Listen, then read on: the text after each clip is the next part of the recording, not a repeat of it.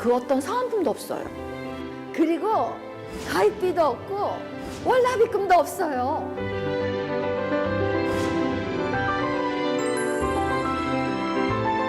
팽현숙이 선택한 노블레스 상조.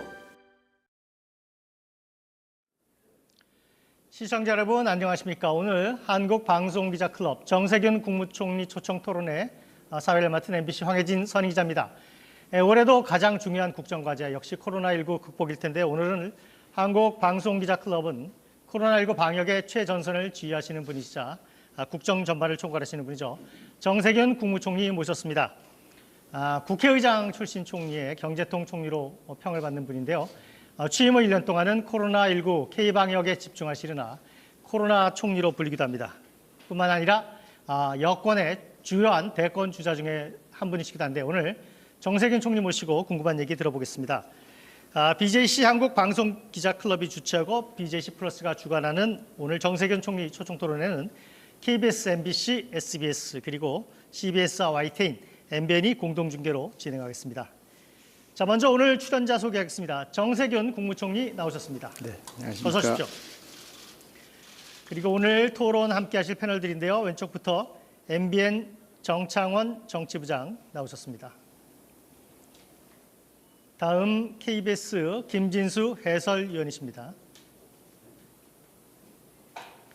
그리고 YTN에서 추은호 해설위원 함께합니다. SBS 양만희 논설위원 나오셨습니다. 네, 그리고 마지막으로 CBS 도성애 정치부장입니다. 네, 오늘 나오신 패널들께서는 국민들 대신해서 궁금한 사안을 기탄 없이 질문해 주시고 정세균 총리께서도 명쾌하고 솔직하고 시원한 답변 기대하겠습니다. 그러면 먼저 정세균 총리 모두 발언 들어보겠습니다. 총리님 부탁드립니다. 네, 국민 여러분 반갑습니다. 늦었지만 새해 인사드립니다. 새해 복 많이 받으십시오. 무엇보다도 금년에 일상을 빨리 회복하는 것이 아마 가장 큰 관심사일 터인데요. 저희 정부는 국민들의 일상을 하루빨리 찾아드리기 위해서 최선을 다하겠습니다. 작년 한 해 정말 힘드셨죠. 무엇보다도 방역이 가장 큰 과제였습니다.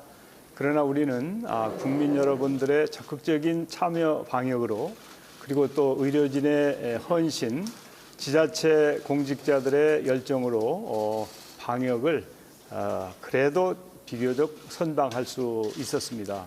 참으로 어려운 고비를 많이 넘길 수 있었던 것은 모두 국민 여러분 덕분입니다. 이 자리를 빌려서 방역에 적극 협력해 주신 국민 여러분들께 진심으로 감사드립니다.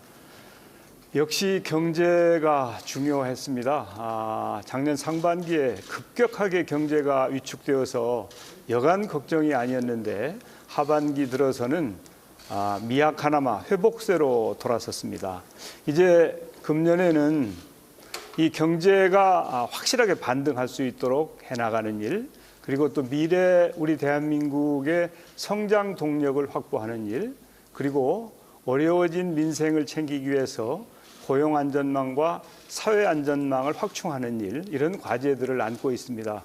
정부는 국민에게 힘이 되는 정부, 또 국민을 잘 섬기는 정부가 될 수 있도록 최선의 노력을 다하겠습니다. 국민 여러분, 방역이 경제입니다. 지금까지 그렇게 협조해 주신 것처럼 앞으로도 참여 방역을 통해서 방역에 성공하는 대한민국이 되고 그래서 경제가 활성화될 수 있도록 잘 도와주시기를 당부드리겠습니다. 감사합니다. 네, 정세균 총리 모두 발언 들으셨는데요. 앞으로 본격적으로 토론 들어가겠습니다.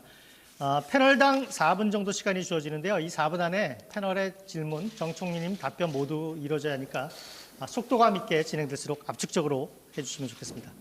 그럼 제가 사회자인 제가 먼저 긴장을 좀 푸는 의미에서 짧게 가벼운 질문 하나 드리겠습니다. 총리님 1년 전에 취임하실 때 경제총리, 통합총리가 되겠다 그런 말씀하신 기억이 나는데 코로나19로 1년이 정신없이 흘러갔어요. 그래서 지난 1년 동안 총리님께서 겪으신 일 중에 가장 아찔했던 순간 혹은 위기감을 느꼈던 순간은 언제신지, 그리고 반대로 가장 보람 있었거나 안도감을 느꼈던 순간은 언제인지 좀 말씀을 해주시죠. 예, 아무래도 작년 3월이죠. 2월 말부터 3월까지 대구 경북의 코로나가 극심했을 때 제가 현지에 있었는데 뭐 하루에 대구에서 700명 환자가 나오고 전국적으로 900명이 나왔는데 그때가 가장 아찔했습니다. 그리고 이제 또 8.15 또 작년 12월에 1241명까지 확진자가 나왔어요. 그때는 큰 위기감을 느꼈고 아직도 이제 이 3차 유행을 극복하기 위해서 국민 여러분과 함께 노력하는 중입니다. 그래도 보람이 있었던 것은 우리 K-방역이 국제사회로부터 평가를 받고 또 경제가 역성장해서 국민 여러분들이 정말 힘드시지만 그래도 OECD 여러 나라들에 비하면 한국이 성과가 나쁘지 않다라고 하는데 안도를 했다고 할까요? 그런 말씀을 드리겠습니다. 자, 본격적인 패널들 질문 시작하겠습니다. 첫 질문 SBS 양만희 논설위원 시작해 주시죠. 네, 총리님 아무래도 국민 관심사인 코로나 백신으로 이제 얘기 시작해 보겠습니다. 우리나라도 다음 달부터 이제 백신 접종이 시작되고요. 곧 정부의 접종 계획 발표도 예고되어 있습니다. 그 내용 중에 백신이 우리나라에 언제 들어와서 우리 국민들이 언제부터 접종받을 수 있을지 하는 내용이 포함되어 있는지 그 정도로 지금 일이 진전되어 있는지 궁금하고요. 총리께서는 전에 그 백신 확보를 위해서 민관이 총력전을 펼쳐왔다고 얘기하신 적이 있습니다. 그런데 확보는 어느 정도 됐는데 지금 최근에 유럽 등지에서 보면은 백신 공급이 차질을 빚고 있다 이런 얘기가 많습니다. 그래서 그렇게 되면 각국의 백신 확보 경쟁도 더 치열해질 것 같고 그래서 우리나라의 백신 확보에 좀 영향을 주는 것 아니냐 이런 우려 섞인 시선도 있습니다. 정부는 어떻게 판단하고 있는지 그 부분 궁금합니다. 원래 백신에 대해서 우리 정부는 제때에 필요한 양을 확보한다는 생각을 가지고 이제 백신 예방 접종 계획을 수립했었는데 그 정치권이나 국민들께서 좀 빨리 도입하는 게 좋지 않겠냐. 그리고 양도 정부가 생각하는 것보다 좀 증량하는 게 어떠냐 하는 말씀들이 계셨습니다. 그래서 정부는 그런 국민 여러분들의 뜻을 받들어서 백신 접종을 조금 당기기 위한 노력을 해서 2월 후반부부터는 백신 접종이 시작이 될 것입니다. 차질이 없을 것으로 보고 있고요.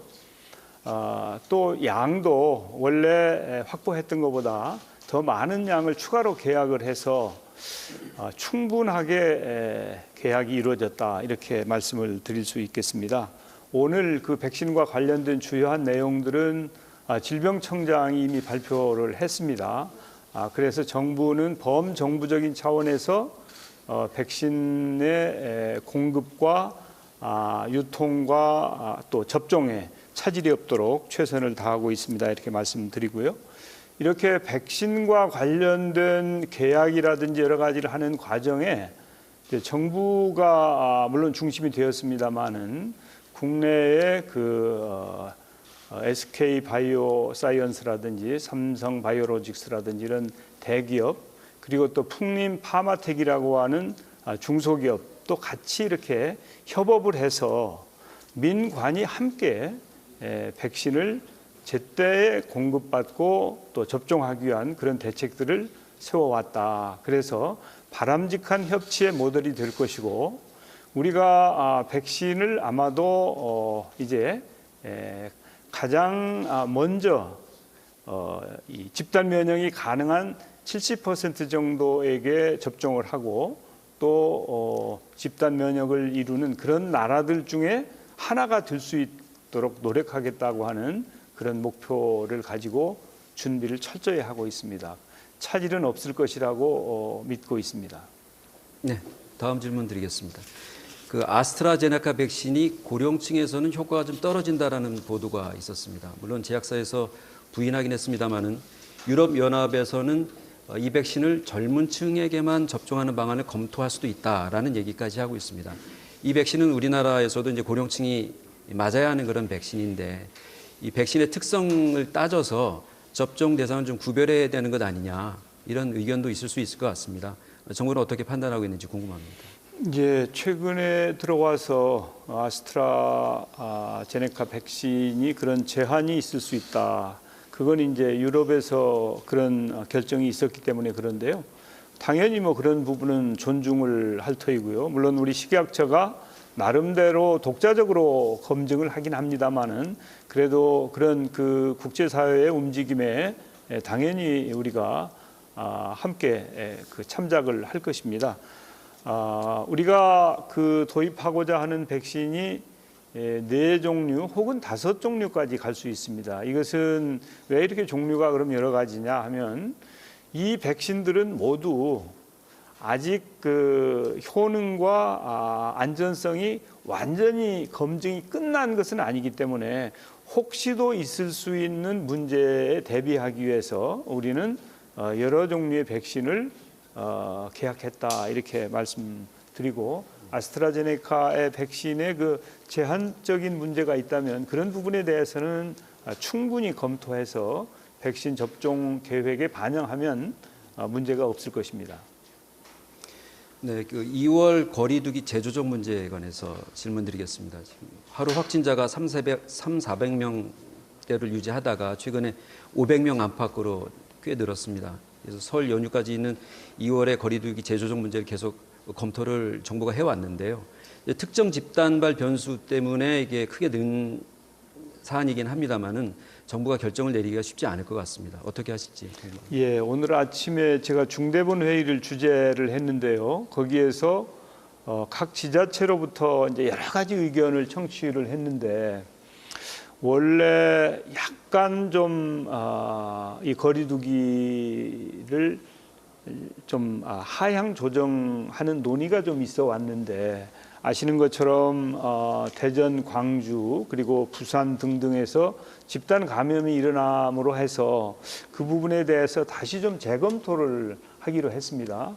그래서 가능하면 내일 일단 거리두기 조정 방안을 확정할 예정인데 사실은 이게 그간에 이 지속적으로 안정세 쪽으로 가다가 다시 이게 상황이 좀 그 불확실해지는 그런 상황이 되었기 때문에 이것을 반영해서 내일쯤 앞으로 어떻게 그 조정을 할 것인지 결정을 하도록 그렇게 하겠습니다. 네, 코로나 방역 관련 질문 계속 드릴 텐데요. 지금 특히 자영업자분들 그리고 소상공인들 아주 큰 관심사죠. 손실보상제 문제. MBN 정창원 정치부장이 좀 질문해 주시죠. 네, 총리께서 제안하신 손실보상 제도에 대해서는 문 대통령 물론 여야 정치권에서도 공감을 표시하면서 이 논의 속도가 상당히 좀 빨라지는 것 같습니다. 총리께서는 손실보상과 관련해서 매출 금액이 아니라 매출 이익을 기준으로 보상을 하는 게 좋지 않겠느냐 그런 말씀을 좀 주셨는데 구체적으로 좀 더 설명을 좀 해주셨으면 좋겠다 싶고요. 혹시 그 매출 이익과 관련해서도 구체적인 금액이 나왔는지 궁금합니다. 아울러 그 소급 적용 부분에 대해서 좀 논란이 큽니다. 여당 내에서도 소급 적용을 해야 된다, 아니다 이야기가 나오고 있는데 총리께서는 그 부분에 대해서는 어떻게 생각하고 계십니까?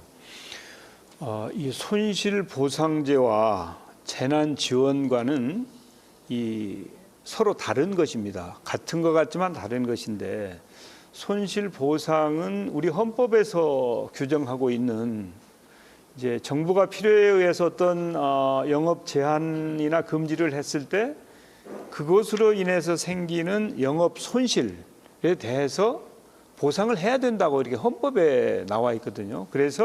그런데 그 보상을 그냥 정부가 마음대로 하는 게 아니고 법률에 의해서 하라고 되어 있어요. 그래서 지금까지는 이제 정부가 사실은 영업 제한을 한 일이 별로 없었죠.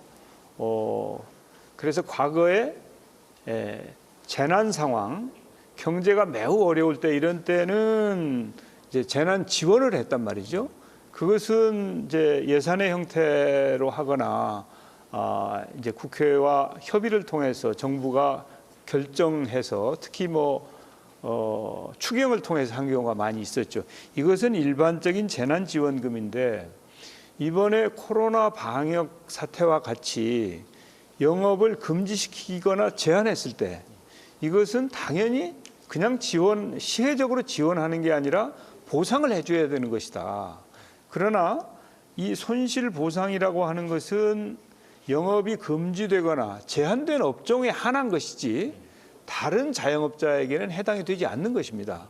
그래서 그분들에 대해서 앞으로 제도를 잘 설계해서 앞으로 이런 상황이 있을 때는 정부가 책임지고 보상한다. 이제 그런 취지여서 이 제도가 잘 만들어져서 보상을 해야 되기 때문에 그것은 이제 소급 적용하고는 관계가 없는 것이다. 그 이전에 우리는 1차, 2차, 3차 재난지원금을 지급을 했지 않습니까? 그런데 그때는 재난지원금과 손실보상이 사실은 이렇게 섞여 있었죠. 그래서 재난지원을 하더라도 영업금지업종은 300만 원, 영업 제한업종은 200만 원, 기타 업종은 100만 원 이렇게 차등을 두었지 않습니까? 그것이 바로 이제 제도화되기 이전의 행태인데 앞으로는 제도화가 되면 특정한 이런 피해를 본 자영업자들에 대해서 책임 있게 보상을 하게 될 것입니다. 그렇다면 그 총리님의 말씀은 이제 재난지원금과 손실보상이 아무래도 그 성격이 틀리기 때문에 그 매출 손실을 본 부분에 있어서는 어떤 일정 비율을 정해서 보상을 해준다. 그런 의미로 해석을 해도 될까요? 예, 그러니까 매출이 손실이 생기면 매출이 영업을 금지시키면 매출이 제로 아닙니까? 네. 제한하면 매출이 줄어드는 것이고 그것으로 인해서 생기는 영업 손실에 대해서 보상하는 것이지 매출액에 대해서 보상하는 것은 아니죠. 그런데 이제 그 손실을 어떻게 산정할 것이냐, 그것은 국세청 자료 등 여러 가지 정부가 확보하고 있는 자료를 총동원하고 그럼에도 불구하고 이제 정확한 산정이 불가능할 수도 있죠. 그런 부분에 대해서는 입법이나 시행령을 통해서 그것을 추정한다든지 추계한다든지 하는 방법을 통해서 적정 금액을 결정할 수 있을 거라고 봅니다. 자, 다음 질문 드리겠습니다. 저는 그 손실보상 또 시기에 대해서도 좀 여쭤보고 싶은데 일단은 여당 내에서는 3월 달 늦어도 4월 초에는 지급을 해야 된다. 하지만 기획재정부에서는 좀 차분한 검토가 필요하다. 그런 이야기가 나오고 있습니다. 일각에서는 일부러 선거 전에 지급하려고 하는 게 아니냐. 그런 지적도 나오고 있는데 총리님 생각하시기에는 손실보상 시기는 어느 정도로 예상을 하십니까? 예, 제도를 입법화하거나 만드는 데 있어서는 사실은 졸속으로 해서는 안 될 거라고 봅니다. 왜냐하면 한번 법을 만들면 그 법은 물론 뭐 개정은 수시로 할 수 있습니다만은 지속되어야 되기 때문에 일단은 이 제도를 잘 설계하는 것이 중요합니다. 그래야 이제 안착이 되고 실질적으로 피해 보상이 가능한 것이죠. 그래서 시기를 딱 못 받기는 어렵다. 지금 공감대가 만들어지고 있지 않습니까? 손실보상제 도입이 필요하다. 공감대를 토대로 해서 정부가 방안을 만들고 국회에서 이것을 심의해서 입법이 이루어지는 데는 시간이 좀 필요할 것이다. 그래서 너무 서둘러서 졸속으로 가는 것보다는 최선을 다해서 빨리 하도록 노력하겠지만 그래도 새로운 제도를 도입하는 데는 충분한 검증과 검토가 필요하다고 저는 봅니다. 네. 그렇다면 꼭 4월 초라는 어떤 특정 시기를 못 박아서 막 서두르지는 않겠다. 그렇게 해석을 해도 될까요? 예, 제도를 잘 만들겠다. 급하게 만드는 게 아니라 잘 만들어서 앞으로 국민 여러분들의 피해를 제대로 잘 감당하는 그런 노력을 하겠다고 하는 것이 저의 생각입니다. 한 가지만 더 질문을 좀 드리도록 하겠습니다.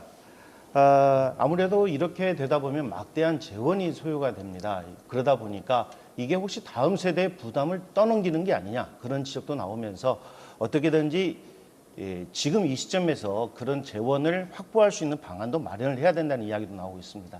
일각에서는 뭐 고통분담 차원에서 부가세를 좀 한시적으로 높여서 이 세대에서 그 부담을 안자라는 그런 주장도 나오고 있는데 혹시 재원 마련 부분에 대해서는 고민하고 계시는지요? 예, 뭐 당연히 이제 재원이 걱정이죠. 그런데 기본적으로는 이제 정부가 책임지는 겁니다. 기본적으로는. 그래서 아마 과세를 하는 것도 논의가 될 수도 있겠습니다만은 이제 세율을 조정한다든지 세목을 신설할 때는 국민적인 공감대가 만들어지지 않으면 어렵습니다. 그리고 또 상생기금, 상생연대 기금을 만들어야 된다고 하는 주장과 움직임도 있거든요. 그래서 뭐 그런 것도 하나의 방법일 수 있다고 봅니다. 그렇지만은 이제 저희들이 이렇게 그 추계를 해본 바에 의하면 그렇게 금액이 뭐 엄청난 건 아니다. 감당 못할 정도로 그래서 일부 언론에서 100조다, 뭐 25조다 이렇게 보도된 게 있는데 그렇지는 않습니다. 예, 그건 뭐 좀 과장된 것이기 때문에 우리 그 정부가 감당할 수준이다 이렇게 저는 판단하고 있습니다. 네, 계속해서 코로나19 위기 극복 관련한 주제들인데요. 재난지원금, 이익공유제도 국민 여러분 관심이 많은데 CBS 도성의 정치부장 계속해 주시죠. 네, 총리님, 얼마 전에 그 손실보상과 관련해서 기재부가 좀 소극적이어서 그랬는지 여기가 기재부의 나라인가 이렇게 좀 버럭하셨다고 보도되면서 크게 좀 화제가 됐습니다. 그런데 이낙연 민주당 대표는 곡간지기를 구박한다고 달라지겠느냐, 또 이렇게 좀 결이 다른 말씀을 하기도 했고, 또 총리님께서는 이재명 경기지사가 얘기한 전국민 재난지원금에 대해서는 또 단세포적인 논쟁이다 이렇게 좀 비판을 하기도 하셨습니다. 이렇게 총리님과 이낙연 대표 또 이재명 지사 이렇게 세 분 사이에 재정이나 이렇게 재난지원금을 놓고 신경전이 좀 미묘하게 벌어지고 있는 이렇게 모양새가 나오고 있는데요. 물론 중요한 정책 현안에 대해서 이렇게 좀 이견이 있을 수는 있지만 다른 목소리들이 공개적으로 나오는 것은 국민들에게 좀 혼란을 줄 수 있기 때문에 좀 바람직하지 않다 이렇게 생각이 듭니다. 총리님 어떻게 보십니까? 우선은 당연히 이견이 있을 수 있죠. 저는 뭐 그건 건강한 거라고 봅니다. 그럼에도 불구하고 그런 것들이 무슨 갈등이나 이런 식으로 표출되면 그건 바람직하지 않지만 이견이 있는 것은 건강한 것이고 그런 이견을 서로 조율하고 조정하면서 통합할 수 있다면 그것은 괜찮은 것이다. 그런데 사실은 제가 언론을 보면 제가 언론 탓해서 죄송합니다만은 사실보다는 조금 더 이걸 좀 키워가지고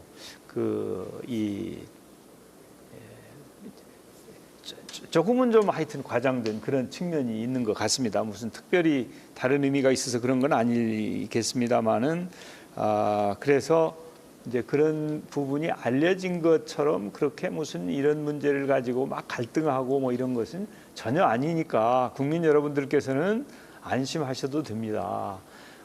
정부와 당과 지자체 책임자들이 잘 소통하면서 협력을 잘 하고 있습니다. 그리고 또 각자가 나름대로의 가지고 있는 생각이나 이런 것들을 발표하기도 하고 추진하기도 하는데 그런 것들이 결과적으로는 이제 같은 정당 또 같은 정부 하에서 힘을 모으고 국민을 어떻게 더 잘 섬길까 하는 그런 선의의 경쟁일 수도 있다 이렇게 이해해 주시면 좋겠습니다. 그 이익공유제도 좀 여쭤보겠습니다. 이낙연 대표가 지금 주장하고 있는 이익공유제를 입법하자 여기에 대해서도 총리님께서는 저는 그 용어를 사용하지 않는다. 또 다른 갈등의 요인이 될 수 있다. 이렇게 좀 말씀하셨습니다. 이 자리에서 이번 기회에 이익공유제에 대해서 좀 분명한 입장을 말씀해 주시면 좋겠습니다. 예, 그 제도를 새로 도입할 때는 이제 국민적인 공감이 매우 중요하죠. 그래야 그런 제도가 성공할 수 있으니까요. 사실은 이제 상생 협력 하는 것, 이익 공유제도 그런 취지의 것입니다. 그런데 이제 과거에 우리가 상생 협력을 하기 위한 많은 노력들을 해왔는데 이제 그게 제도화가 되지는 않았어요. 그래서 저는 이익 공유제의 기본적인 철학이나 취지에 대해서는 찬성을 하는 입장입니다. 이제 그 기본은 저는 상생이라고 저는 생각하거든요. 그래서 그런 점에 있어서는 적극 찬성을 하고 앞으로 잘 만들어가면 될 터이지만 그 용어 자체를 제가 쓴 적은 없다, 그런 취지인 것이지 거기에 반대하거나 취지와 다른 생각을 가지고 있진 않기 때문에 지금 이 부분에 대해서는 국회에서 아마 충분히 논의가 될 것으로 생각이 되고, 만약에 대중소기업 간의 상생, 또 수혜업종과 피해업종 간의 상생, 뭐 이런 것들이 가능하다면 그것은 참으로 바람직한 것이고, 그것이 일시적인 것이든 아니면 장기적인 것이든 저는 우리 국민 통합과 우리 경제를 활성화하는 데 도움이 될 수 있는 그런 방향과 철학이라고 저는 생각합니다. 네, 지금까지 코로나19 위기 극복 관련해서 손실보상제, 재난지원금, 이익공유제 같은 현안들 여쭤봤고요. 주제를 좀 바꿔서 정치 현안 좀 여쭤보겠습니다. 총리 끝난 다음에 대통령직에 도전하실 건지 등등 궁금한데요. KBS 김진수 해설위원 말씀해 주시죠. 네, 사회자께서 먼저 운을 떼주셨는데 일단 단도직입적으로 대권 도전 의사가 있으신지부터 여쭙고 싶습니다. 지금 제가 맡고 있는 일이 매우 막중합니다. 그리고 제가 모두에서 말씀드린 것처럼 우리는 방역에도 성공해야 되고 경제 회복도 이룩해야 됩니다.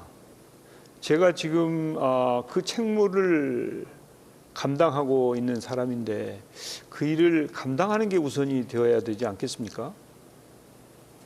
네, 물론 뭐 지금 코로나 어떤 그 대책에 있어서 총수장으로서 지금 대권 도전을 가볍게 말씀하실 수 있는 상황 아니다, 이렇게 이제 충분히 이해하고 있는데요. 또 이걸 또 지금 여쭤보지 않을 수 없는 또 입장도 좀 양해를 해주시고요. 그러면 최근 이제 1월 14일이 이제 총리 취임 1년이 되지 않았습니까? 그 즈음 해가지고 여러 가지 이제 총리님에 대한 그 언론 보도가 잇따르고 있는데, 그 중에 하나를 보면 총리직을 마친 다음에 정치로 복귀한다, 그러나 여의도는 아니다, 그 말씀을 하신 적이 있죠. 예, 있습니다. 그건 어떻게 해석해야 되나요? 제가 여의도로 돌아가느냐, 그래서 근데 제가 사실은 현재 현역 의원이 아니지 않습니까? 네. 그러니까 국회로 갈 수가 없죠. 전직 의원인데. 예, 그 말씀인 것이고요. 제가 그 정치를 쭉 해온 입장이어서 앞으로도 우리 대한민국 정치 발전이나 또 제가 할 수 있는 역할이 있다면 그런 부분에 대해서는 열어놓겠다, 이제 그런 취지이지 어떤 자리를 염두에 두거나 목표 의식을 가지고 드린 말씀은 아닙니다. 네.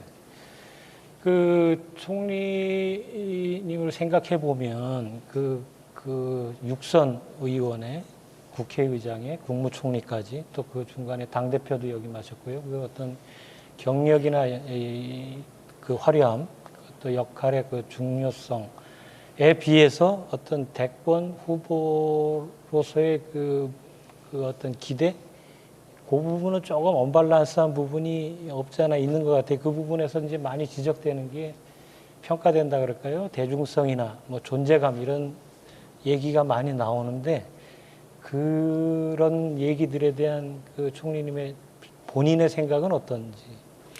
예, 사실 제가 정치인입니다. 그리고 정치를 오래 했죠. 물론 그 이전에는 저는 기업에 있었는데, 제가 그 어떤 일을 맡으면 그 일에 매우 충실한 사람입니다. 이제 반면에 자기 정치를 하는 데는 조금 소홀한 측면이 있습니다. 아마 그런 결과가 아니겠느냐, 저는 그렇게 봅니다. 그래서 정치인으로서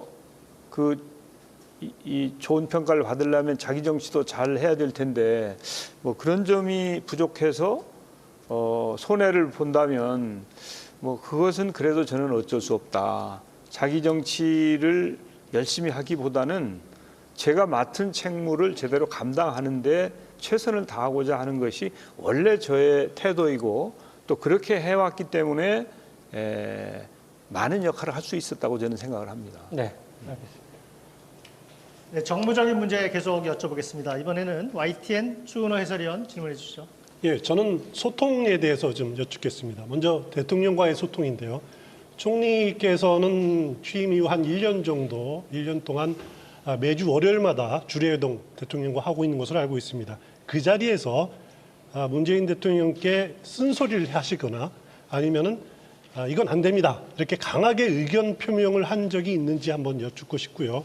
또 정 총리께서 강하게 건의해서 받아들인 국정 현안이 있다면은 어떤 것이 있는지 먼저 좀 말씀해 주십시오. 뭐 당연히 있습니다. 이제 우리가 행정적으로 어려운 일이 있을 때 당연히 그 주례회동에서 논의가 돼야 될 텐데, 뭐 부동산 문제 같은 거 굉장히 어려운 문제 아니겠습니까? 그래서 그린벨트 문제라든지 그런 부분에 대해서는 건의나 의견을 제시를 했고 그런 부분이 받아들여지기도 했고요.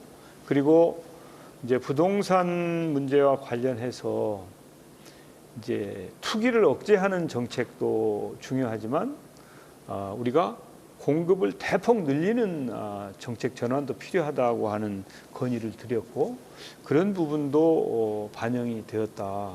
그리고 뭐 크고 작은 일들을 대부분 보고도 하고 또 지침도 받고 또 경우에 따라서는 저의 의견도 개진을 하는데 대통령께서는 정말 경청을 잘 해주시고요. 또 건강한 건의에 대해서는 매우 수용성이 높은 그런 입장을 보여주셔서 항상 감사하게 생각하고 있습니다. 그럼 연말부터 지금까지 3차례 개각이 진행됐는데요. 총리께서 건의해서 받아들여지신 그 신임 장관 있습니까? 이제 제가 제청을 하도록 되어 있죠. 그런데 이제 인사 문제는 제가 헌법에 정해져 있는 그런 역할을 하고는 있습니다만은 이렇게 구체적으로 인사 문제에 대해서 이렇게 공개하는 것은 그렇게 지혜로운 것 같지는 않습니다. 그래서 그 문제는 그냥 총리로서 역할을 하고 있습니다. 이렇게 답변하겠습니다. 인사 문제에 대해서는 거의 뭐 항구하시는데, 자 그러면 이어서 제가 잠깐 진행자가 질문 하나 드리겠는데요. 개인적인 인생 보시면 총리께서 가난한 이제 산골 마을에서 태어나셔서 학교도 제대로 다니기 어려운 환경에서 고등학교 때는 매점에서 이렇게 빵 파는 아르바이트하면서 이제 학교를 마쳤다 그렇게 들었어요. 그런데 정 총리님은 하여튼 뭐 기업인으로도 성공하셨고 정치에 입문하셔도 뭐 굉장히 지금 세속적인 말로 좋은 자리 쭉 거치시면서 정치권 최대 스펙을 갖추신 분이다 뭐 이런 말도 듣고 이제 성공한 인생을 사셨어요. 그죠? 계층 상승 내지는 사회적 성공이 가능했죠. 그런데 지금 이 시대는 총리님처럼 그런 환경에서 태어나신 분이 이렇게 총리처럼 계층 상승이나 그런 걸 하기 어려운 시대가 됐고 청년들이 그렇게 사다리를 오를 그럴 기회가 다 사라졌다 이런 얘기가 있어요. 그래서 총리가 가졌던 기회를 지금 왜 청년들은 못 갖고 있는지, 총리로서 정치하는 분으로서 그런 사다리를 어떻게 하면 복구할 수 있는지 좀 말씀을 듣고 싶습니다. 예, 옛날에는 물론 뭐 빈부의 격차도 있고 다 했습니다만은 뭐 누구 찬스다, 또 뭐 이렇게 특혜 시비가 별로 없었습니다. 그 말씀은 지금보다 경우에 따라서는 더 공정했지 않았나 그런 생각이 듭니다. 특히 기회가 균등했다. 그렇기 때문에 이제 누구에게나 노력하면 이 신분도 상승하고 성과도 낼 수 있는 사다리가 주어졌다. 이렇게 볼 수 있을 터인데 저는 그런 측면에 있어서 이 공정성을 더 확보하는 노력이 있어야 되고 기회가 균등해야 되겠다. 그래서 뭐 부모를 잘 만났든 어떤 다른 조건 때문에 특혜를 받는 일은 절대 있어서는 안 된다. 우리 사회가 그것만은 확실하게 합의를 하고 지켜줘야 되겠다. 그래야 우리 청년들이 희망을 가지고 미래로 나아갈 수 있고 항상 나름대로 최선을 다할 수 있을 거라고 생각합니다. 그래서 그런 노력을 우리 사회가 함께 좀 펼쳐주는 것이 좋지 않겠는가. 그리고 공공 부문에서 먼저 선도해야 된다고 하는 생각을 가지고 있습니다. 네, 말씀 잘 들었고요. 지금 시청자 여러분께서는 BJC 한국 방송기자클럽이 주최하는 정세균 국무총리 초청 토론 듣고 계신데요. KBS, MBC, SBS 그리고 CBS와 YTN, MBN이 공동 중계하고 있습니다. 시간이 상당히 흘렀는데요. 좀 속도감 있게 진행하겠습니다. KBS 김진수 해설위원 질문 계속해 주시죠. 네, 조금 좀 질문에 좀 이어서 드리겠습니다. 작년 이제 총선이 있었는데 그때 이제 종로 출마하고 총리직 수락 두 가지를 놓고 많은 고심을 한 걸로 알고 있습니다. 고심을 하셨습니까? 예, 고심을 했습니다. 고심을 하셨다면 네. 어떤 기준을 놓고 어떤 부분을 고심하신 건가요? 예, 이제 제가 종로에 출마 준비를 하고 있었는데 이제 총리 제안을 받고 우선 국회의장 출신의 총리 취임이 적절한가도 생각을 해봤고요. 의회주의자로서 그리고 제가 이제 의회를 떠나서 행정직을 맡게 될 터인데 과연 어떤 역할을 하는 것이 제가 지금까지 국민으로부터 받은 은혜에 대해서 보답하는 길인가 그런 고민을 많이 했죠. 그 종로 출마를 또 한편으로 고심한 거는 아까 말씀하신 대로 그 경력에 비해서 어떤 존재감 부분이 조금 낮게 평가되는 부분에 있어서 아까 자기 정치를 좀 소홀히 하셨다 했는데 그 부분에 대한 고심 강화하기 위한 고심이었다고 이해해도 되겠나요? 예, 뭐 그렇지는 않습니다. 저는 일관되게 지금까지 제가 쭉 지내온 과정을 보면 항상 부족함이 있지만 그래도 제가 맡은 자리에서 성과를 냈고 최선을 다했다고 하는 자부심이 있습니다. 네. 그렇기 때문에 과거에도 그랬고 이제 작년에 그 일을 할 때도 제가 만약에 의원을 다시 하게 되면 의원으로서 아니면 총리로서 저는 제 직무를 제대로 잘 실행을 함으로 해서 제 역할을 했다라고 하는 이 평가를 받는 것이 우선이지 저 개인의 이해관계를 그렇게 먼저 생각하지는 않았습니다. 네, 다른 그 중요한 정치 현안, 검찰개혁 문제 등 준비하고 계신 것 같은데 SBS 양만희 논설위원 질문해 주시죠. 네, 이번 질문은 이제 내각을 통할하는 총리로서 역할 수행에 관한 내용이 될 것 같은데요. 추미애 윤석열 갈등 국면에서 총리로서 해야 할 역할이 있다면 마다하지 않겠다고 얘기하신 적이 있습니다. 근데 그 뒤에 대통령과의 주례 회동 때 퇴진에 관한 논의가 있었다는 보도도 있었고 또 국무회의 직전에 추미애 전 장관을 따로 만나서 얘기를 나눴다라는 보도도 있었습니다. 그래서 이런 대통령과의 대화나 혹은 추미애 전 장관과의 대화 과정에서 어떤 얘기를 하셨는지 총리로서 갈등 국면 해소하기 위해서 어떤 역할을 하셨는지 궁금합니다. 그 당시 그 소위 말하는 추윤 갈등 때문에 국민들 걱정이 많으셨어요. 그래서 물론 뭐 이제 법무부 장관은 내각의 일원이기 때문에 제가 통화를 합니다마는 검찰총장은 직접 관계가 없습니다. 그렇죠. 그럼에도 불구하고 우리 정부거든요. 우리 정부의 장관급의 두 분이 사실은 국민의 여망은 검찰 개혁을 제대로 잘 하라는 거였는데 이제 그런 노력을 하고 있었지만 국민들이 보시기에는 바람직하지 않은 상황이 펼쳐졌다.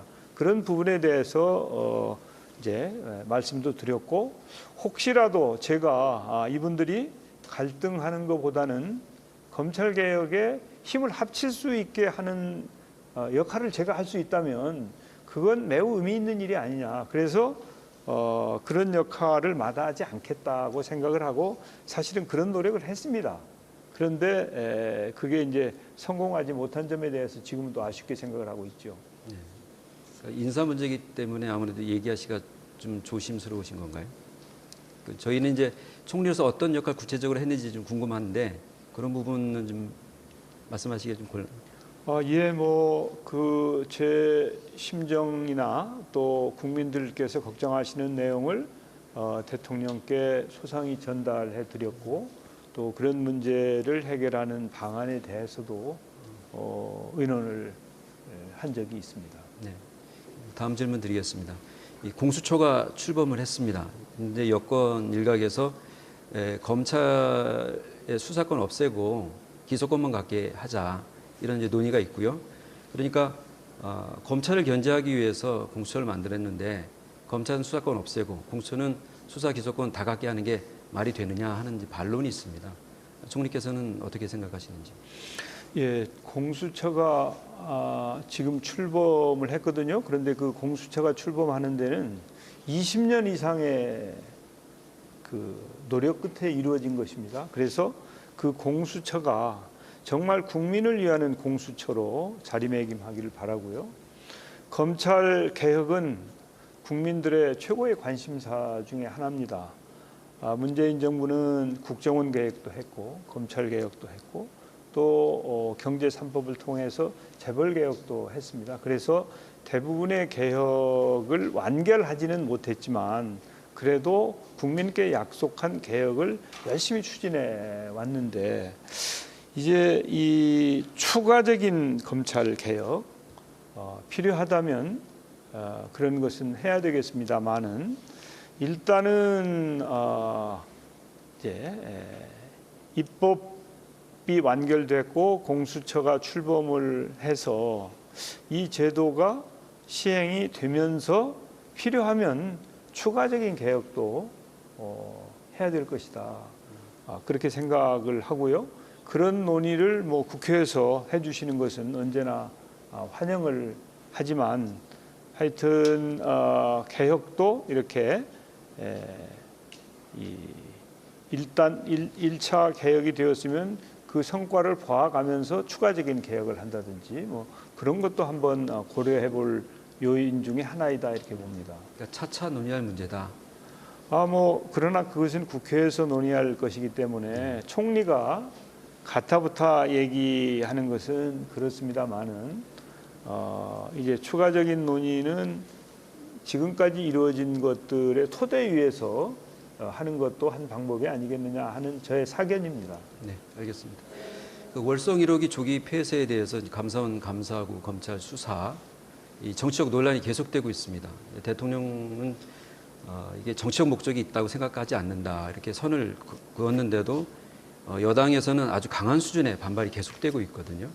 그러니까 이런 여권의 반발에 대해서 총리께서는 어떻게 생각하시는지 또 감사원 감사와 검찰 수사 그 자체에 대해서 또 어떻게 생각하시는지 궁금합니다.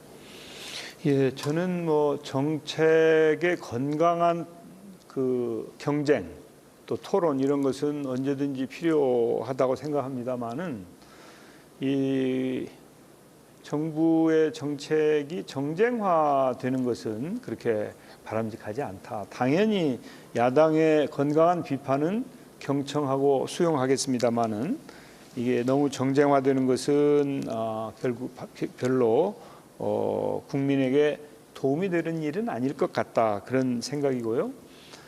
이제 감사원은 뭐 권력기관이라고 보기는 어렵습니다만은 하여튼 이런 감사원이든 검찰이든 이렇게 이 행정을 통제하고 또 평가하는 그런 기관에서는 대통령님께서 말씀하신 것처럼 정치와는 거리가 두어지는 게 정상이 아니냐. 그래서 당연히 정치적인 고려나 배려가 있어서도 안 되고 또 직무를 수행함에 있어서 그런 부분이 영향을 미쳐서도 저는 안 된다고 생각합니다. 그러니까 정말 곧대로 국민들로부터 수임받은 역할을 감사원이든 검찰이든 법원이든 그 일에 집중하는 것이 국민이 바라는 역할 아니겠는가 그렇게 생각합니다. 네, 다음 YTN 추은호 해설위원 계속해 주시죠. 예, 저는 언론 개혁에 대해서 몇 가지 여쭙겠습니다. 최근 청와대 국민청원 게시판에 검찰 기자단을 해체해달라 이런 글이 올라온 적이 있습니다. 여기에 청와대도 국민 눈높이에 맞게 개선해야 할 것이다 이런 답변을 내놓았는데 현재 검찰 말고도 정부 각 부처에 출입 기자단이 운영되고 있습니다. 총리께서는 기자단 운영 관행에 문제가 있다고 생각하시는지 말씀해 주시고요. 만약 문제가 있다면은 어떤 정부가 검토하고 있는 개선 방향이 뭔지 또 정부의 대언론 관계 이것을 좀 개선하려고 고민하고 계신지 그 부분에 대해서 말씀해 주십시오.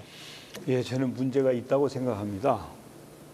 지금 총리실에 출입 기자단이 있는데 그 JTBC나 연합뉴스 TV는 그 소속이 안 됩니다. 현재. 그래서 그걸 보면서 야, 좀 이건 좀 이상하다. 저는 그런 생각을 했었습니다. 그런데 이런 그 관행이나 현재 그 기자단의 문제 제기 여기에 그러면은 이제 언론만 책임이 있는 거냐? 저는 뭐 정부에도 책임이 있다고 생각을 합니다. 그래서 그 언론에게 이런 거 좀 개선해 주십시오. 이렇게 하기 이전에 우선 그 총리실부터 좀 바꿔보는 게 어떤가? 저는 그런 생각을 가지고 있습니다. 그래서 출입 기자단뿐만 아니라 모든 언론에게 정보를 신속하게 최대한 공개하는 노력을 한번 해보는 게 어떨까. 그래서 조금은 부자연스러운 관행이 아직도 존재하고 있다면 그런 것들은 좀 타파하는 게 옳겠다. 그러면 국민청원 같은 것도 나오지 않을 거라고 저는 보고요. 그래서 일단 총리실이 먼저 시범적으로 실행을 한번 해보고 그게 제대로 잘 작동을 하면 정부 각 부처로 확산될 수 있도록 지원하면 어떠냐 하는 생각을 저는 가지고 있습니다. 예, 그리고 언론 개혁의 핵심 과제 중에 하나가 공영방송 그리고 공적 소유 구조를 가진 언론의 지배 구조를 개선해야 되는 문제입니다. 문재인 대통령도 취임 초기에 여러 번 약속은 했습니다마는 이 문제가 아직까지 미완의 개혁 과제로 남아 있고 혹시 정부가 개혁 의지가 좀 약해진 것 아니냐 그런 의구심도 제기되고 있는 상황입니다. 총리님께서는 이 문제에 대해서 어떻게 생각하고 계십니까? 예, 제가 가지고 있는 문제 의식은 공영방송의 경영진 사장을 뽑는데 정치권이 다 참여해서 하고 있어요. 이건 좀 아닌 것 같다. 사실은 국민 참여가 확대되는 게 바람직하지 않은가. 이 언론의 공정성과 중립성과 독립성은 매우 중요한 가치라고 생각합니다. 그리고 우리 민주주의를 지탱하는 중요한 이 요인이 될 수 있을 터인데 그걸 정치권이 나서서 하도록 둔다고 하는 것은 바람직하지 않은 것 같고 국민 참여를 좀 넓히는 노력이 필요할 것 같다. 그래서 국민의 감시를 받아들일 준비가 우리가 해야 되는 거 아닌가. 그리고 언론의 본래의 사명을 다할 수 있는 환경을 조성해 줌으로 해서 우리 대한민국의 언론 자유 지수가 굉장히 올라갔는데도 불구하고 국민들로부터 신뢰는 제대로 확보하지 못하고 있는 이런 상황을 빨리 끝내는 것이 언론인에게도 그렇고 우리 국민들에게도 바람직한 길이 아니겠는가 그렇게 생각합니다. 네, 시간이 거의 많이 지나갔습니다. 다음 패널들은 준비하신 질문을 다 못하시더라도 중요한 질문을 좀 해주시기 바라고요. MBN 정창원 정치부장 부탁드립니다. 네. 저는 그 기업인 출신 총리시니까 이런 질문을 좀 하나 드리도록 하겠습니다. 최근 그 코로나 와중에 반도체라든지 배터리 부분에 있어서는 우리 기업들이 괄목할 만한 그런 성과를 거두고 있는데요. 하지만 그 SK 이노베이션이라든지 LG가 배터리 특허를 놓고 해외에서 소송전을 벌이고 있습니다. 아무래도 그런 부분은 우리 국민들한테 그렇게 썩 아름답게 보이진 않는데 혹시 이런 부분에 대해서 정부가 좀 직접적으로 나서실 의향은 있으신지 궁금합니다. 예, 제가 젊은 시절에 미국에 오랫동안 주재를 했습니다. 그런데 최근에 이 LG와 SK, 대한민국의 대표적인 기업들이죠.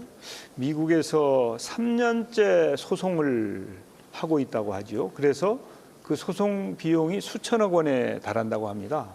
이제 그런 경제적인 것뿐만 아니라 사실은 그렇게 양사가 싸우면 남 좋은 일만 시킨다. 남이 누군지는 제가 거론하지 않더라도 아실 터인데, 자, 이거 정말 좀 저는 미국 정치권도 나서서 제발 좀 빨리 좀 해결해라 이렇게 얘기를 하고 있거든요. 미국의 정치권이. 그래서 정말 부끄럽습니다. 제가 양사의 최고 책임자하고도 연락을 해봤고요. 또 통화도 하고 만나서 좀 나쁘끄럽지 않습니까? 그리고 이게 국민들 걱정을 이렇게 끼쳐드리면 됩니까? 이거 좀 빨리 해결하십시오. 이렇게 권유를 했는데 아직도 이게 해결이 안 되고 있어요. 저는 양사가 한 발씩 물러서서 빨리 이 문제를 해결하고, 그리고 K 배터리가 앞으로 정말 미래가 크게 열릴 텐데 자기네들끼리 그 작은 파일을 놓고 싸우지 말고 큰 세계 시장을 향해서 이 적극적으로 나서는 그런 상황을 좀 빨리 만들었으면 좋겠습니다. 네, 이어서 경제 관련 분야 질문, CBS 도성의 정치부장 몇 개 더 해주시죠. 네, 총리님, 그 최근 주식하는 분들이 관심을 많이 가지고 있는 그 공매도와 관련해서 질문을 좀 드리겠습니다. 개인 투자자들, 이른바 동학 개미들은 공매도 금지를 더 연장해야 된다, 이렇게 좀 요구를 하고 있고요. 하지만 또 다른 한편에서는 공매도 금지가 연장이 되면은 대외 신인도가 하락할 수 있다, 또 이렇게 우려하는 목소리도 나오고 있습니다. 이 때문에 정부 입장에서 고민이 참 많을 것 같은데 총리님 생각은 좀 어떠신지요? 예, 이 공매도가 이제 원래 그 취지대로 잘 운용이 되면 우리 그 개인 투자자들이 걱정을 안 하셔도 될지도 모르겠는데, 지금까지는 이제 이게 해외 외국인 투자자나 기관 투자자들은 그 제도를 잘 향유할 수 있었는데 개인들에게는 기회가 주어지지 않은 이런 불공정, 불공평도 있었고요. 또 국내외의 기관 투자자들이 이 제도를 운영함에 있어서 법을 제대로 지키지 않은 경우가 많이 있었는데 거기에 대해서 제대로 책임을 묻지도 않은 그게 문제이거든요. 그래서 저는 이 제도의 잘못된 부분, 이런 부분을 개선을 하고 후 연장을 해야 된다. 그런데 이제 이게 OECD 그 회원국 모든 나라가 이 제도를 가지고 있어요. 그러니까 글로벌 스탠다드라고 할 수 있죠. 그렇기 때문에 우리 대한민국만 끝까지 이걸 연장할 수는 없습니다. 그래서 선 제도 개선, 후 도입. 그러니까 이제 후 시행이죠. 그렇게 하면 그 부작용도 해소하고 또 국제 기준에도 맞추는 그런 것이 가능하지 않겠는가. 아마 저는 그 금융위원회에서 그런 노력을 지금 하고 있는 것으로 알고 있습니다. 네. 그리고 가덕도 신공항 이 문제 좀 여쭤보지 않을 수 없는데요. 지금 부산시장 그 보궐선거 아주 뜨거운 쟁점이 되고 있는데 한편에서는 표를 의식한 오락가락한 정책이다, 이런 비판도 많이 나오고 있습니다. 그런데 여당에서는 특별법 통과에 아주 힘을 싣고 있고요. 선거를 앞두고 있어서 많은 오해를 또 불러일으킬 수도 있다는 그런 지적도 있는데 총리님 입장 어떠십니까? 예, 국토부에서 이제 면밀히 행정적으로 챙기고 있어서 입장이 나올 터인데요. 현재 보면 이제 국회에서는 여야가 그 지역의 의원들을 중심으로 해서 가덕도 신공항 문제에 대한 입법이 추진되고 있는 것으로 알고 있습니다. 그래서 정부는 이제 국회의 진행 상황도 봐가면서 또 우리 국토부가 행정적인 차원에서 그 검증위원회의 결과나 여러 가지를 종합적으로 검토해서 입장을 정해야 될 형편입니다. 네, 그럼 마지막으로 제가 잠깐 간단하게 질문 하나 드리면 총리님께서 가짜뉴스에 대한 우려를 여러 번 말씀하셨는데 어떤 생각이신지 좀 한 1분 정도 간단히. 예, 이 가짜 뉴스는 우리 언론의 신뢰도를 떨어뜨리는 참으로 좋지 않은 부분이고 또 우리 대한민국 민주주의의 발전을 가로막는 그런 확실하게 없애지 않으면 안 되는 그런 좋지 않은 거라고 생각합니다. 그래서 이것은 언론 스스로도 가짜 뉴스를 발본색원하기 위한 노력을 해야 될 터이고 방송위원회를 비롯한 정부 기관도 그런 노력을 통해서 국민 불신을 해소하는 노력을 적극 펼치고자 합니다. 네, 1시간 거의 다 돼가고 있습니다. 어느덧 마칠 시간인데요. 정세균 총리님 마지막으로 하실 말씀 마무리 발언 한 1분 정도 드리겠습니다. 예, 사실은 오늘 이렇게 국민 여러분과 소통할 수 있는 기회를 만들어 주신 방송 기자 클럽 덕분에 여러 가지 말씀을 나눌 수 있었습니다만은 다뤄야 될 과제는 굉장히 많은데 시간은 아주 제한적이어서 소통에 제한이 있었습니다만은 그럼에도 불구하고 국민 여러분들께 정부가 하고 있는 일 또 제가 생각하는 내용을 말씀드릴 수 있어서 참으로 감사하고 다행이었다고 생각합니다. 우리가 금년도에는 이제 K-방역을 제대로 실천하면서 치료제도 쓰고 또 백신을 활용함으로 해서 하루빨리 국민에게 일상을 돌려드릴 수 있는 상황을 만들어야 되겠다고 하는 것이 정부의 최대의 책무이면서 뿐만 아니라 경제 회복 또한 우리가 결코 소홀히 할 수 없는 부분입니다. 경제 반등이 확실하게 이루어지고 또 4차 산업혁명 시대에 우리가 준비해야 될 여러 가지 미래 세대를 위한 산업, 성장 동력 이런 거 잘 준비하도록 하겠습니다. 동시에 손실보상제를 비롯해서 국민 여러분들 특히 자영업자나 소상공인들이 겪고 계시는 여러 가지 고통을 최소화하고 또 어려움에 처했지만 다시 회복하실 수 있도록 그런 상황을 만드는데 정부가 최선의 노력을 다하고자 합니다. 사실 경제를 활성화하는 데는 정부의 힘은 마중물 역할만 할 수 있는 것이지 경제 주체가 활발하게 경제 활동을 할 때 가능하다고 생각합니다. 정부는 경제 주체가 자율성을 가지고 최대한 경제 활동을 잘 하실 수 있도록 지원하고 협력하는 일에도 게을리하지 않겠습니다. 늘 국민을 잘 섬기는 정부가 될 수 있도록 최선의 노력을 다하겠습니다. 감사합니다. 네, 한국방송기자클럽이 마련한 정세균 국무총리 초청토론 마칠 시간이 다 됐는데요. 백신 언제 맞을 수 있을지 또한 또 이익공유제, 소상공인 손실보상은 어떻게 되는지 여러 가지 궁금한 현안에 대한 정세균 총리의 답변이 있었습니다. 국민 여러분 궁금증이 상당히 해소되셨는지 궁금하고요. 국민 여러분의 궁금증이 참 풀렸기를 기대하는데요. 오늘 귀한 시간 내주셔서 답변해 주신 정세균 국무총리 감사드리고요. 패널 분들도 수고 많으셨습니다. 시청해 주신 여러분 고맙습니다. 여기서 마치겠습니다.